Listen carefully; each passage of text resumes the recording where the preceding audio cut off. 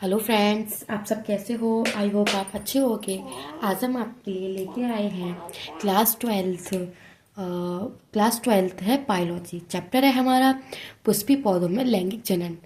पुष्पी पौधों में लैंगिक जनन के बारे में हम बात करेंगे। फ्रेंड्स, मैंने अलैंगिक जनन एवं कायिक जनन दोनों आपको पार्ट 1 पार्ट 2 में कंप्लीट करा दी है। अब पार्ट थर्ड में हम बात करते हैं लैंगिक जनन, सेक्सुअल रिप्रोडक्शन से आप क्या समझते हैं। मैं आज आपके लिए लैंगिक जनन के बारे में बात करूंगी, जो हमारे यूपी बोर्ड क्लास 12 के लिए मोस्ट इम्पोर्टेंट है, जो हमें हर जगह देखने को मिलेगा।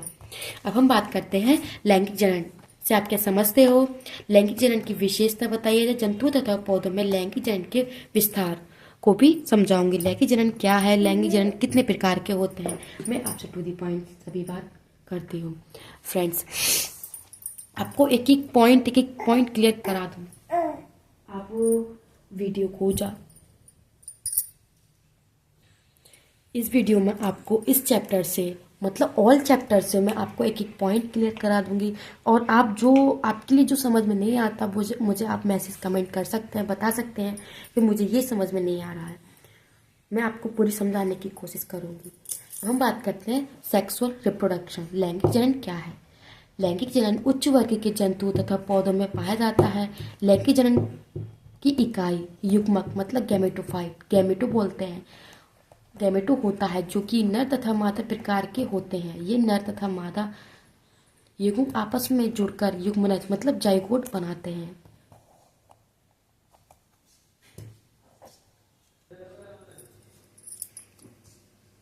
इस युग्मनज से निरंतर विभाजन के उपरांत संतति उत्पन्न होती है। जब हम नर युग्मक तथा मादा प्रकार के जो आपस में जुड़कर नर मादा होते हैं, जो आपस में जुड़कर युग्मनज बनाते हैं मतलब जाइगोट बनता है।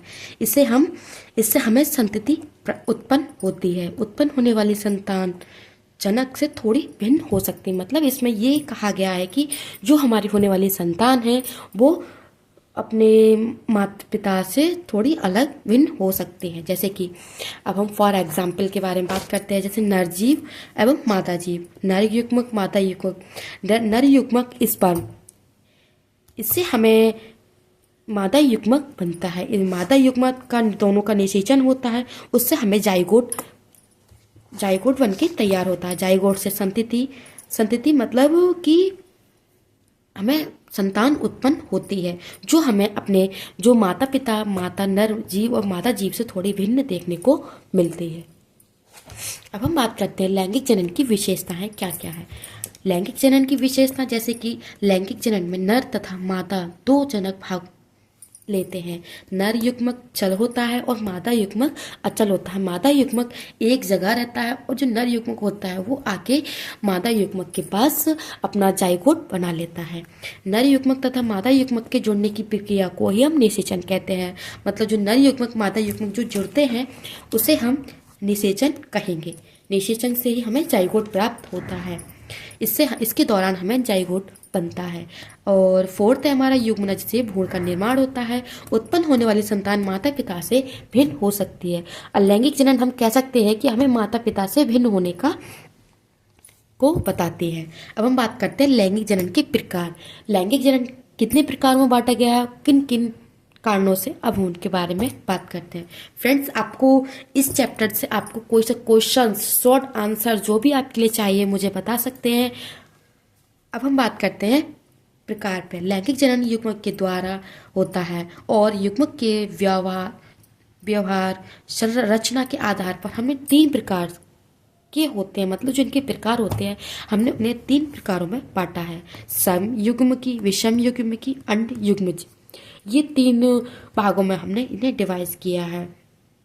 आइसोगैमोस, ऐसे लैंगिक जनन जिसमें नर युग्मक तथा मादा युग्मक आकार तथा आकृति में समान होते हैं और परस्पर जुड़कर युग्मनज बनाते हैं, तो इस प्रकार के जनन को समयुग्मकी कहते हैं। मतलब समयुग्मकी ऐसे नर युग्मक मादा युग्मक जो जुड़कर आकृति में समान होते हैं, मतलब एक तरीके की देखने को मिलते हैं, उसे हम समयुग्मकी कहते हैं। जैसे कि स्पाइरोगाइरा, यूलोथिकस, ईटीसी जो हमें समान आकृति और आकार में देखने को मिलते हैं, इसे हम समयुग्म की कहते हैं। अब हम बात करते हैं विषम युग्म की। अब हम बात करते हैं विषम युग्म की।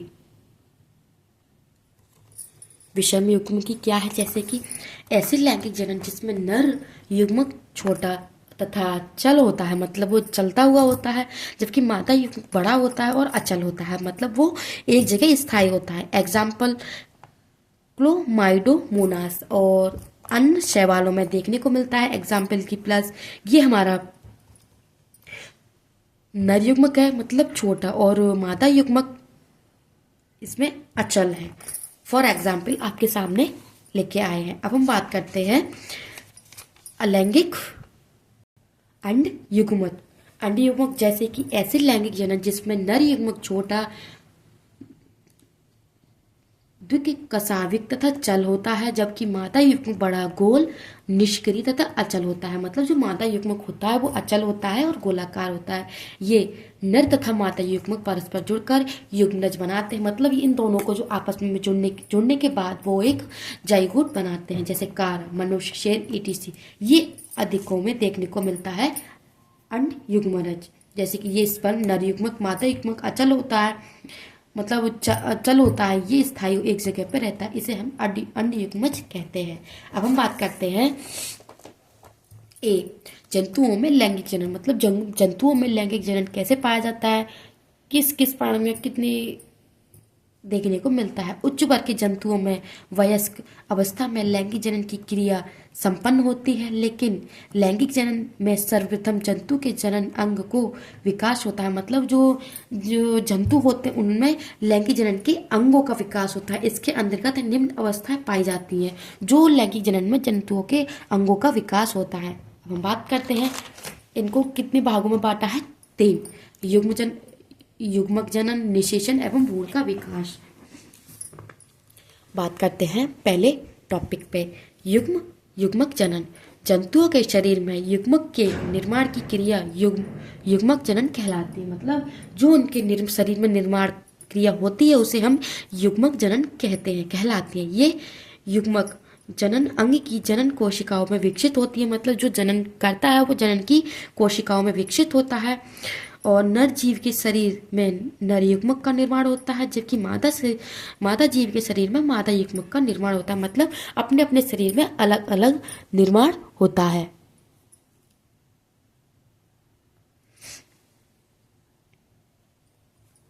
ये युग्मक अर्धसूत्री विभाजन के द्वारा बनते हैं। मतलब इसमें अर्धसूत्री विभाजन 2n बनते हैं और आगुणित होते हैं। जैसे कि ये युग्मक अचल तथा चल प्रकार के हो सकते हैं। ये युग्मक अचल तथा चल प्रकार के हो सकते हैं, जैसे कि नर युग्मक शुक्राणु, ये हमारा अचल होता है, मतलब चल होता है, और मादा युग्मक अंडाणु अचल होता है। सॉरी फ्रेंड्स, मैंने उसे थोड़ा गलत बोल दिया था।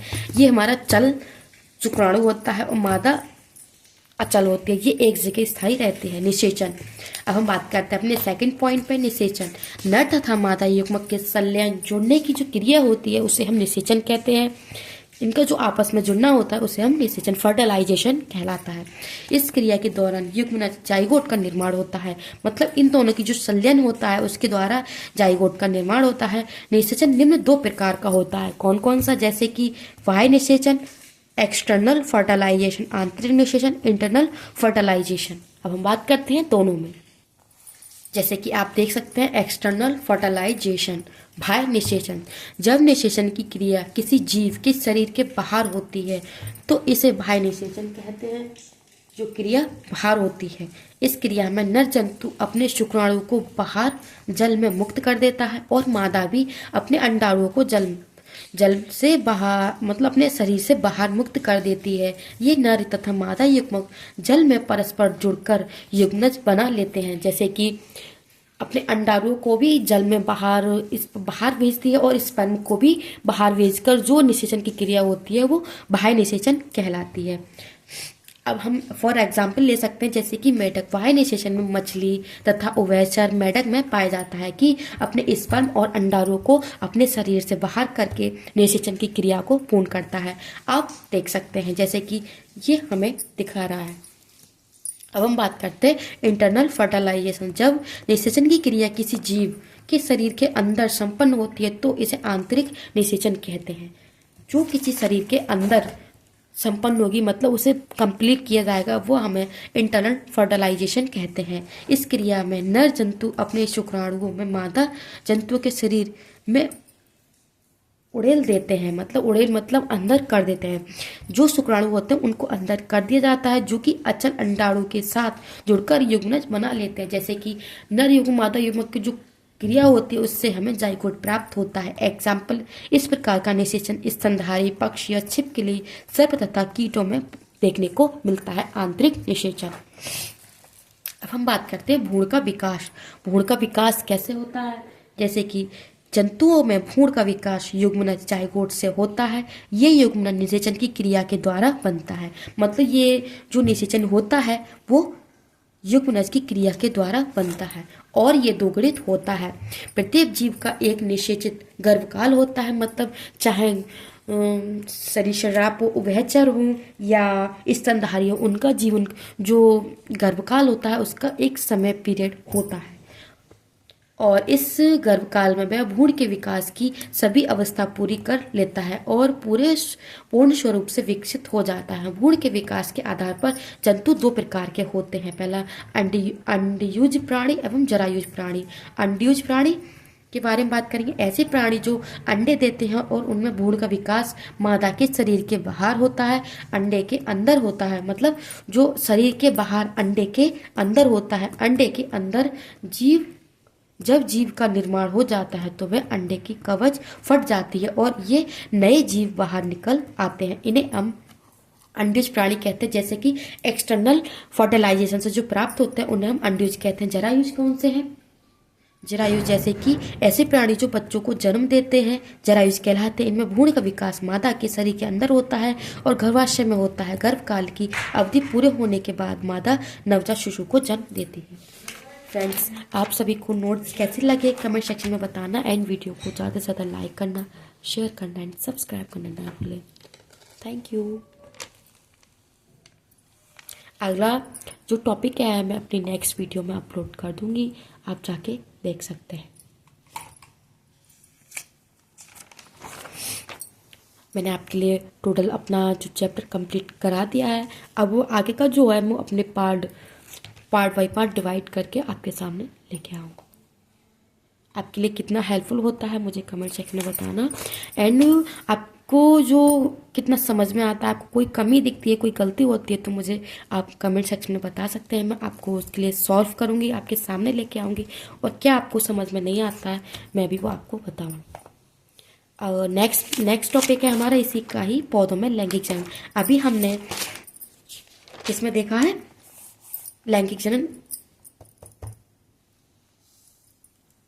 नर युग्म तथा मादा युग्म। अब हम पौधों में देखेंगे। आगे का जो हमारा है हम इसमें नेक्स्ट वीडियो में बी टॉपिक में पौधों में लैंगिक जनन के बारे में बात करेंगे। Thank you. वीडियो को ज़्यादा से लाइक करना, शेयर करना एंड सब्सक्राइब करना ना भूलें। Thank you.